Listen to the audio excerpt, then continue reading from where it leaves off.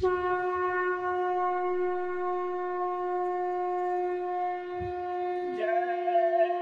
गुरुदेव। जय गुरुदेव।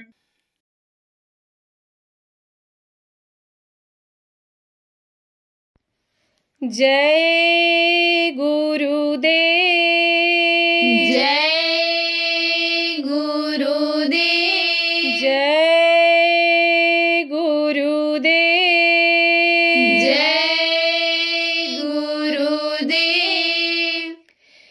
यह प्रेम सदा भरपूर रहे, गुरुदेव तुम्हारे चरणों में। यह प्रेम सदा भरपूर रहे, गुरुदेव तुम्हारे चरणों में। यह अरज मेरी मंजूर रहे, गुरुदेव तुम्हारे चरणों में। यह अर्ज मेरी मंजूर रहे, गुरुदेव तुम्हारे चरणों में। निज जीवन की यह डोर प्रभु, निज जीवन की यह डोर प्रभु, तुम्हें सौंप दई, पकड़ो इसको। तुम्हें सौंप दई, पकड़ो इसको। उद्धार करो यह दास पड़ा, गुरुदेव तुम्हारे चरणों में। उद्धार करो यह दास पड़ा, गुरुदेव तुम्हारे चरणों में। यह प्रेम सदा भरपूर रहे, गुरुदेव तुम्हारे चरणों में। यह प्रेम सदा भरपूर रहे, गुरुदेव तुम्हारे चरणों में। संसार में देखा सार नहीं, संसार में देखा सार नहीं, तब गुरु चरणों की शरण गई। तब गुरु चरणों की शरण गई। भव बंध कटे यह विनती है, गुरुदेव तुम्हारे चरणों में। भव बंध कटे यह विनती है, गुरुदेव तुम्हारे चरणों में। यह प्रेम सदा भरपूर रहे, गुरुदेव तुम्हारे चरणों में। यह प्रेम सदा भरपूर रहे, गुरुदेव तुम्हारे चरणों में। न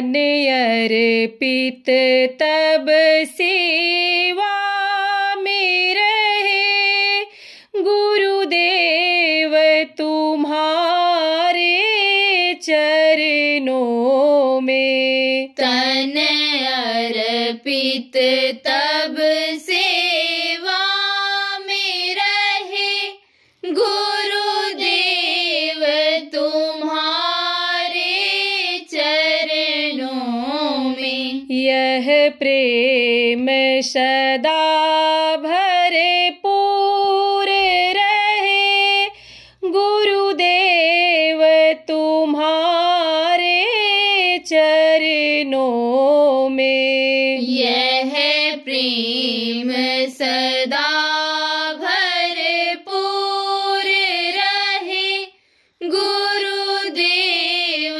तुम्हारे चरणों में। जो शब्द मेरे मुख से निकले, जो शब्द मेरे मुख से निकले, मेरे नाथ उन्हें समझे पिघले। मेरे नाथ उन्हें समझे पिघले। मेरे भाव सदा ऐसे ही रहे, गुरुदेव तुम्हारे चरणों में। मेरे भाव सदा ऐसे ही रहे, गुरुदेव तुम्हारे चरणों में। यह प्रेम सदा भरपूर रहे, गुरुदेव तुम्हारे चरणों में। यह प्रेम सदा भरपूर रहे, गुरुदेव तुम्हारे चरणों में। यह अरज मेरी मंजूर रहे, गुरुदेव तुम्हारे चरणों में। यह अरज मेरी मंजूर रहे, गुरुदेव तुम्हारे चरणों में। जय गुरुदेव। जय गुरुदेव।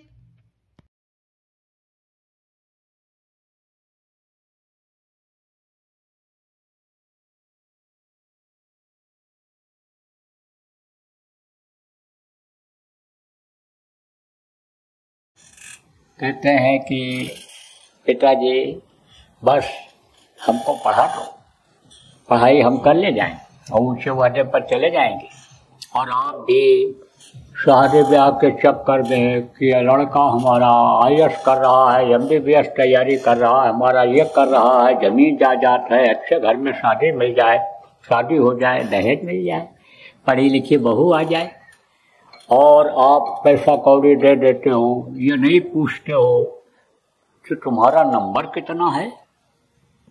आए दिन एक लड़के कहते हैं कि बहुत बार बैठा लेकिन नहीं हो पाया, आपकी बात नया हो जाए, लास्ट चांस है, लास्ट चांस है, आपकी बार कंपटीशन में आ जाऊं। पूछो नंबर कितना परसेंट है? 54%, 58%।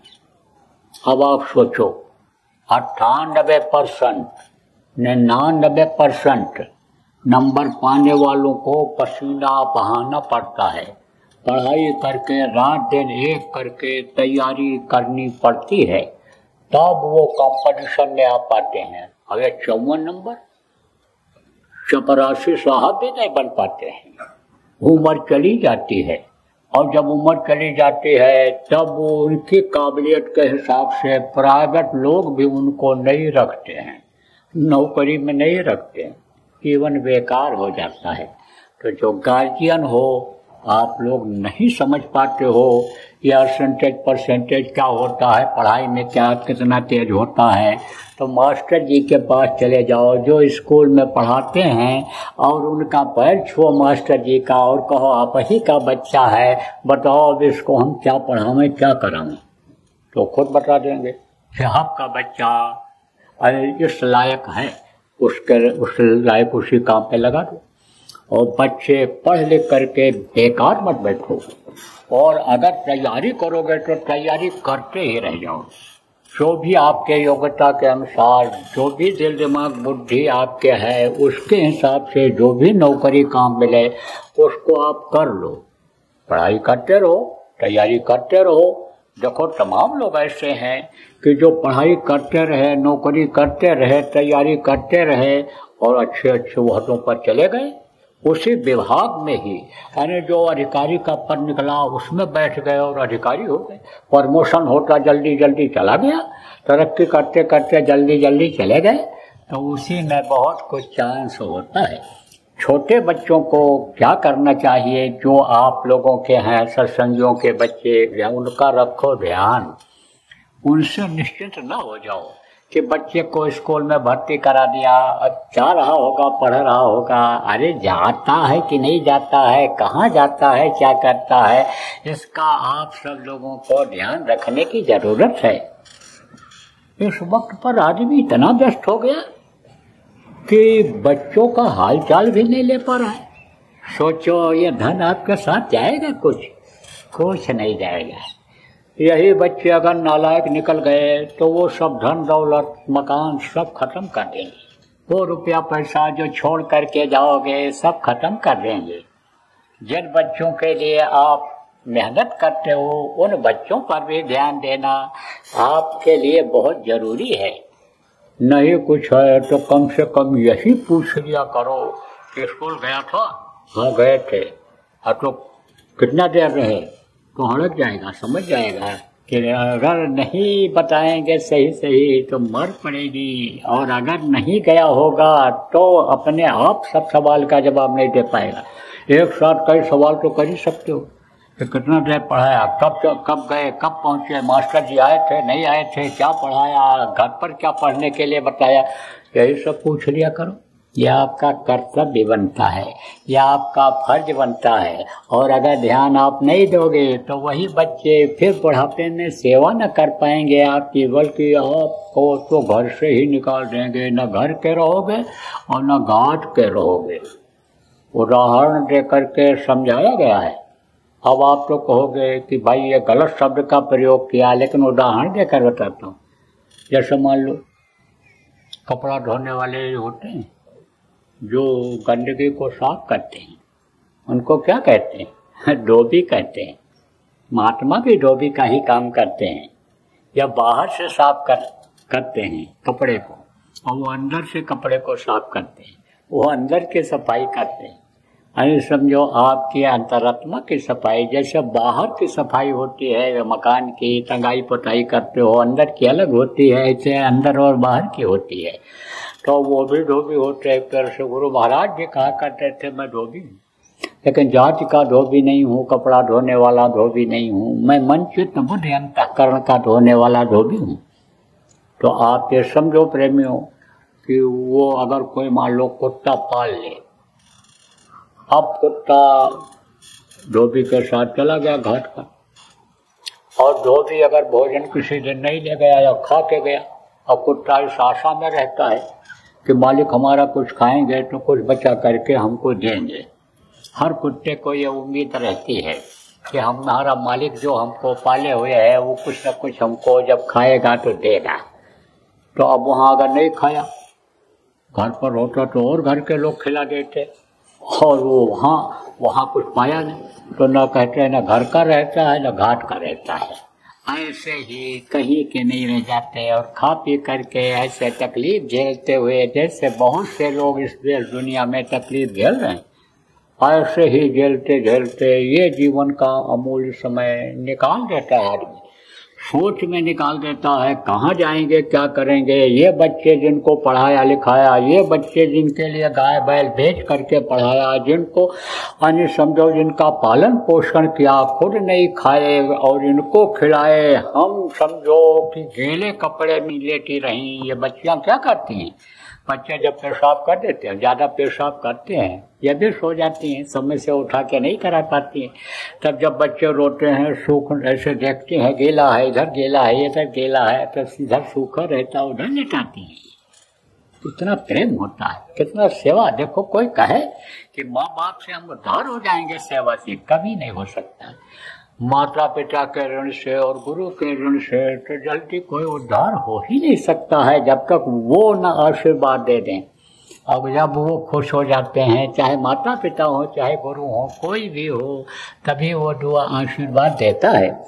तो प्रेमियों, बच्चों और बच्चियों, आप ये समझो जहाँ भी कहीं नौकरियों का मिल जाए वहीं कर लो, आप बेकार न बैठो और आप अपने अंदर सुधार लो। और सुधार अगर नहीं ला सकते हो, बहुत सी चीजें ऐसी हैं कि जिनको आप जानते हुए भी अपने को चेंज नहीं कर सकते हो, तो सत्संगों में आओ, सत्संगियों का साथ करो।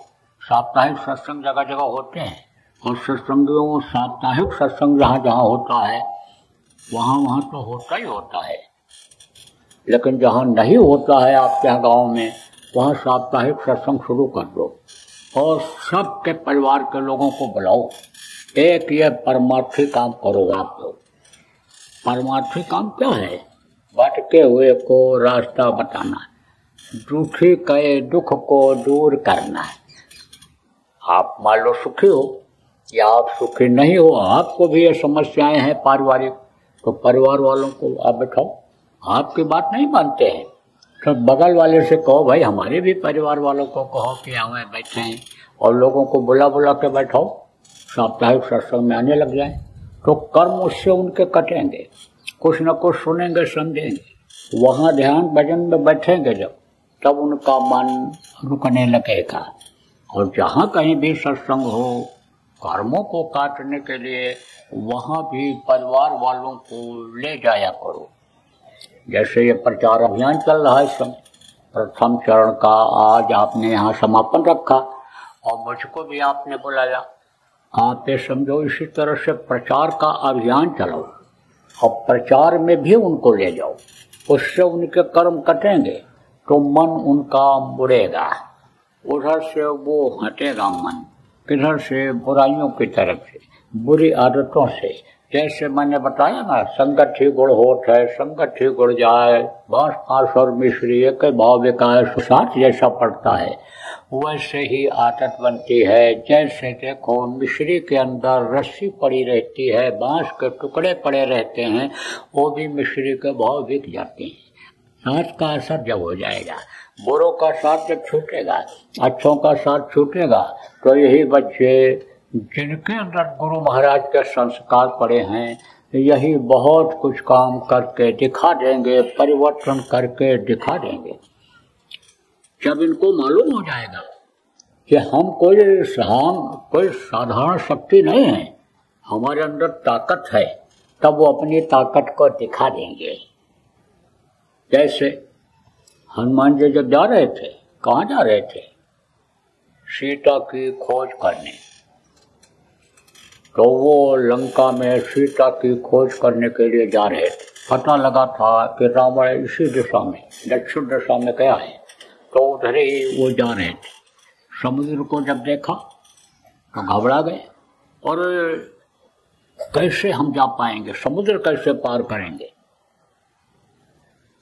तो जामवंत थे, उन्हीं वानर जाति के थे, हनुमान के ही बुजुर्ग थे।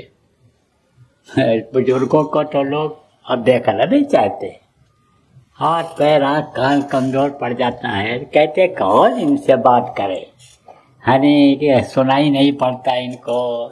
एक पाव चना, 1 किलो दूध पियो, ताकत आवे शरीर में, तब इनसे बात करो। ये इसलिए नहीं बात करते हैं। और बुजुर्गों को जो ज्ञान होता है वो अनुभव जो जीवन का होता है कभी भी जवान को नहीं हो सकता।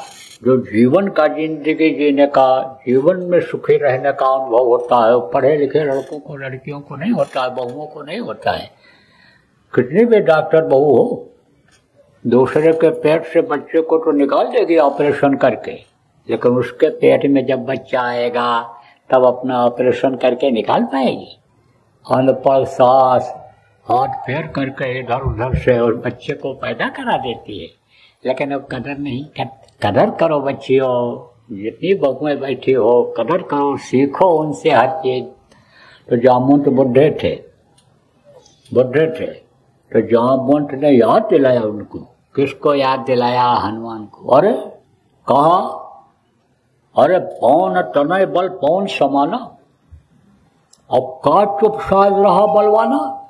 अरे तुम बलवान हो और तुम चुप्पी साध के खड़े हो, तुम तो पौन के पुत्र हो, तुम्हारे अंदर पौन की ताकत है, तुम्हारे अंदर संस्कार ऐसा है और तुम खड़े हो, चुप हो। और जोश आ गया, जोश आ गया। उत्प्रेरक जिसको कहते हैं, उत्प्रेरक ये बातें जो होती हैं ये प्रेरणा देती हैं, उत्प्रेरक का काम करती हैं। बस एकदम उतावले हो गए और छलांग लगा गए, कूद गए। राम जिनको लोग भगवान कहते हैं, जिनको लोग भगवान कहते हैं, आप समझो वो तो उतरे पुल बना करके, पुल के ऊपर से, और ला भी गए हनुमान। वो छलांग लगा करके उस पार चले गए। कब? जब अपनी ताकत का एहसास किए। तो जो भी सत्संगियों के बच्चे हो आप, ताकत का एहसास जब आपको हो जाएगा तब आप देखना। लेकिन ताकत का एहसास कब आएगा? जब आप ये समझने लगोगे कि भाई मनुष्य शरीर ये खाने पीने और मौज मस्ती के लिए या मान सम्मान दिलाने के लिए ये नहीं मिला है। मान सम्मान दिलाने के लिए अच्छा भी काम है, और मान सम्मान अब दिलाने के लिए लोग बुरा काम भी करने लगते हैं। कहते हैं कि ये देखो ये इनामी बदमाश हैं, उस नाम के चक्कर में आप ये समझो बुरे का अंजाम बुरा ही होता है। क्यों आप बुराई का अंजाम क्यों करो, उसमें नाम क्यों करो?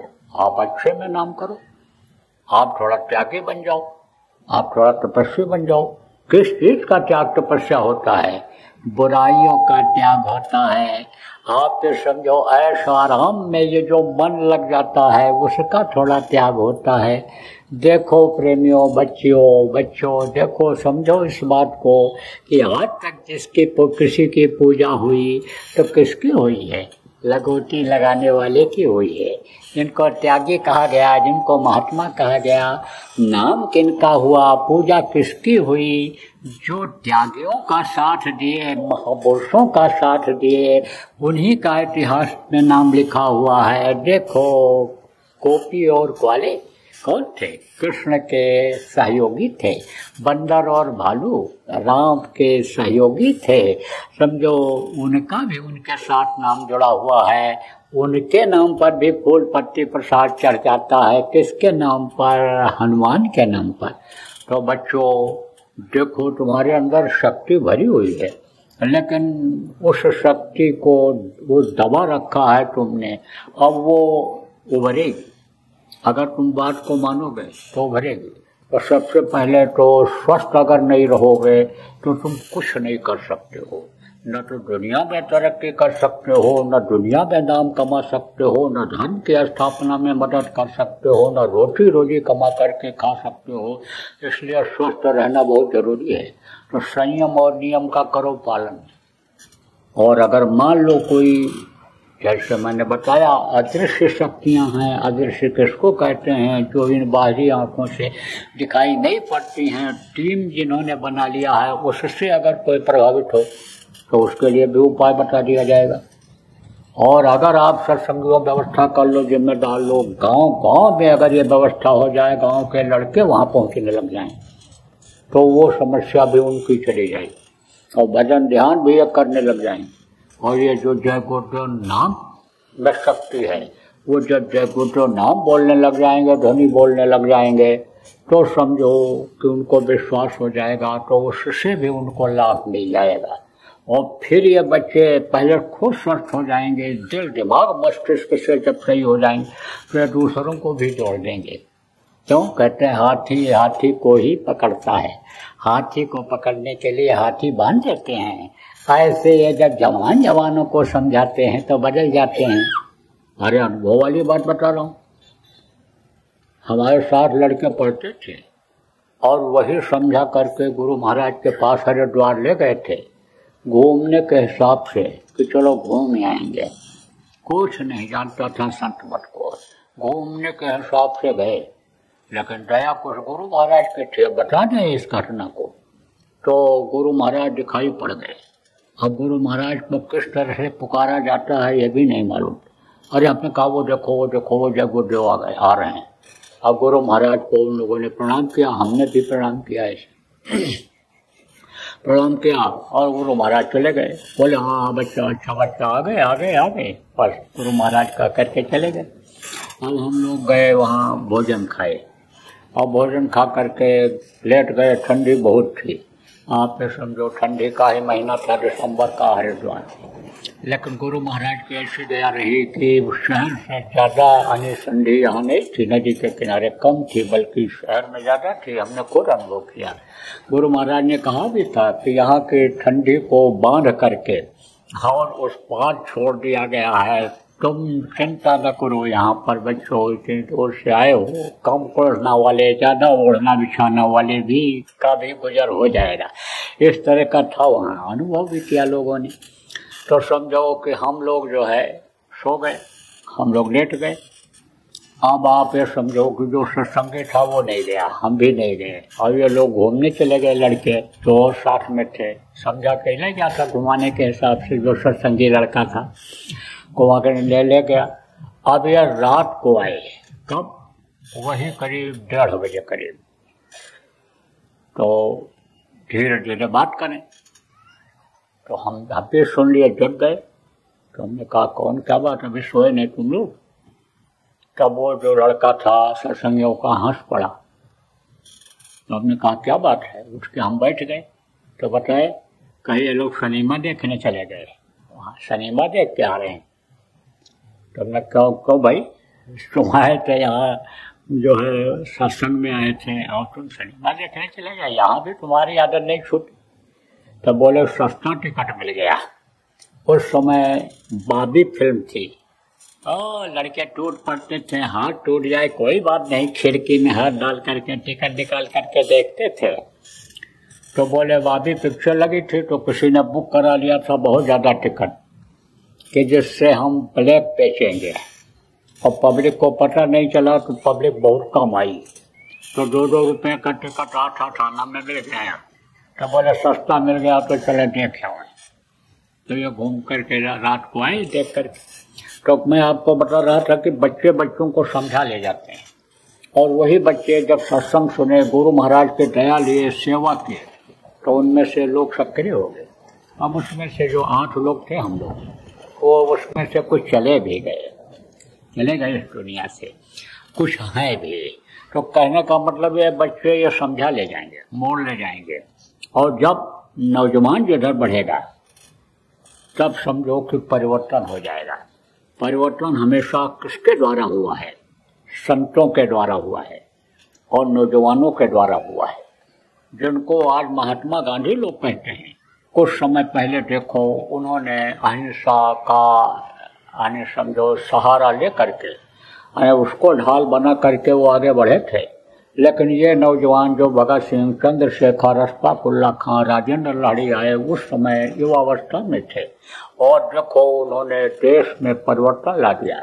जिसके लिए लोग कहते थे उदय से लेकर के सूरज के और अस्त तक जिसका राज है अंग्रेजों का, उसको कोई हटा नहीं सकता है। लेकिन ऐसे भगे कि जैसे गीदड़ भगता है, अंग्रेज हिंदुस्तान छोड़ करके चले गए। कहते हैं जब तरुणाई अंगड़ाई लेती है तो इतिहास के पन्ने पलट जाते हैं। तो जब ये अंगड़ाई लेंगे जिनके संस्कार अच्छे हैं, सत्संगियों के बच्चे, प्रेमियों आपके जो बच्चे हैं, ये जब अंगड़ाई लेंगे, जब इनके अंदर आध्यात्मिकता आ जाएगी, देश में परिवर्तन आ जाए, देश में परिवर्तन करने का जब इनको जुनून सवार होगा, तो पूरे देश को ही नहीं, पूरे विश्व के लोगों को ये आध्यात्मवादी बना देंगे। और जरूरत इसी बात की है। आध्यात्मिकता नहीं आएगी, धार्मिकता जब तक नहीं आएगी तब तक आदमी को सुख शांति मिलने वाली नहीं है। न राजा को शांति, न रैयत को शांति, न पूंजीपति को ही देखो इस समय पर नींद आ रही है। आदमी करता तो अपने सुख के लिए है, लेकिन वही मकड़ी के जाला की तरह से हो जाता है। जैसे मकड़ी अपने सुख के लिए ताना बाना बनाती है, लेकिन उससे बाहर नहीं निकल पाती है, ऐसे ही आदमी फंसता है तो फंसता चला जाता है और वही फिर तकलीफ देने लगता है। कहता है एक गाड़ी हो गई, एक ट्रक और खरीद लें, एक ट्रक और खरीद लें। अब पता चला रात को घंटे बजे टेलीफोन की गाड़ी लड़ गई, चलो यहाँ पकड़ी गई, आना पड़ेगा। अब टेंशन हो गया, मैनेजर नहीं उठा रहा है, ड्राइवर भी नहीं है, खुद गाड़ी चला करके जाता है, एक्सीडेंट हो गया और यहाँ पर पड़ा हुआ है। अब आप समझो लेकर जाने वाला कोई नहीं, सवारी नहीं है, तो सुख के लिए आदमी करता है, वह दुख में बदल जाता है। तो कहते हैं इस समय पर तो सब दुखी हैं, और बात सही है। किसान भी दुखी, व्यापारी भी दुखी, गृहस्थ भी दुखी, बैरागी भी दुखी। जिसको गांजा भांग की आदत बन गई, साधु को नहीं मिलेगा तो नींद आएगी, अरे वो भी दुखी, देखा सारा संसार दुखी। अब सुखी कौन? नानक जी ने कहा कि नानक दुखिया सब संसार, और सुखी वही जो नाम आधार। सुखी वो है कि जिसने नाम का आधार ले लिया, जिसने नामी को खोज लिया, जिसने नाम बताने वाले गुरु को खोज लिया। कामन तो भजो गुरु का नाम, अभी आपने प्रार्थना किया, गुरु जिसको नाम दिए, जो नाम देते हैं, आप ये समझो उनको खोज लिया और नाम की कमाई करने लग गया, वो तो सुखी हो जाएगा। धन में, पुत्र में, परिवार में भी बढ़ोतरी हो गई, मानसिक शांति भी मिलेगी, आप ये समझो। और एक समय ऐसा आएगा कि इस लोक को जब खाली करना होगा, जहाँ का ये नियम है कि जो पेड़ फलता है वो जलता है, जो आग जलती है वो बुझती है, जो पैदा होता है वो मरता है। तो जब मरने का समय आएगा तो यही गुरु उनकी संभाल कर लेंगे और इसी जीवात्मा को ले जा करके निज घर पहुंचा देंगे। आखिरी वक्त पर ले जाएंगे और संभाल करके जीवात्मा को अपने घर पहुंचा देंगे, जन्म मरण से छुटकारा मिल जाए।